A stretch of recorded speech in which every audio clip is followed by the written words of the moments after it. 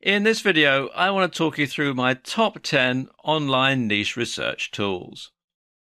And the first one is Google Trends, which you'll find here at google.com/trends. And I know I've talked about this in other videos, but it really is a highly versatile tool. You can find out information about topics, about keywords, about URLs. It's actually very, very versatile. Another site that I have bookmarked and use quite a lot is this one, which will find the most popular videos on YouTube. It's quite a long URL, so if you go to Google and type in most popular YouTube video or most popular videos on YouTube, then you'll be directed to the page for your country. I'm in the UK, so it's showing me the most popular videos in the United Kingdom, and you can get all sorts of information so you can see exactly what's trending on YouTube right now. Then there's pop URLs, and this lists the most popular searches on particular sites. For example, you've got Reddit or The Verge, Dig. Let's just scroll down a bit more. The Huffington Post, Metafilter, Longform. It's a whole lot of interesting information here. Google News, Hacker News, Slashdot, Wired, AOL, Wired News, Meta Cafe, got most popular videos here, Life Hacker, The Onion, all sorts of really interesting information. You can see what's popular on various popular websites, and it's worthwhile spending some time on this site to get an idea as to what's popular and what's trending at the moment. If you're going after a business niche, then a good site to look on is the Occupational Outlook Handbook that's published by the US Bureau of Labor Statistics.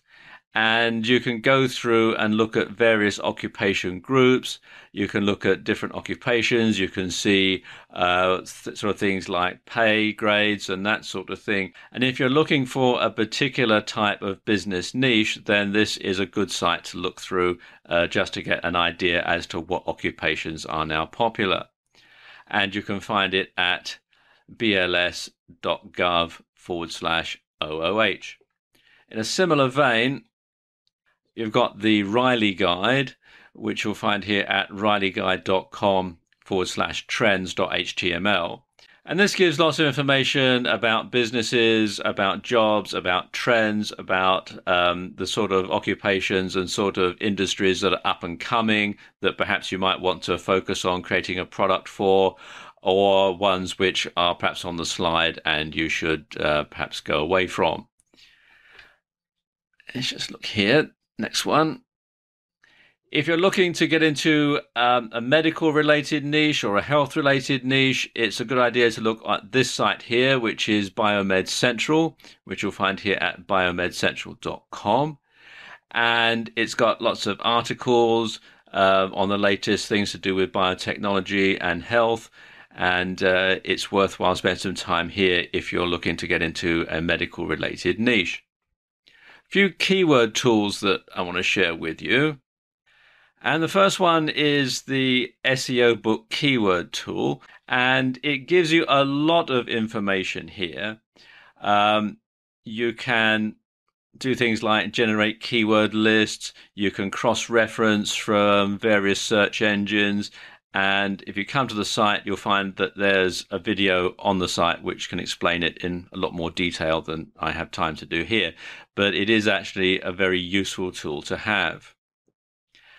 As is this one here, which is Market Samurai, which you can find out more about at marketsamurai.com.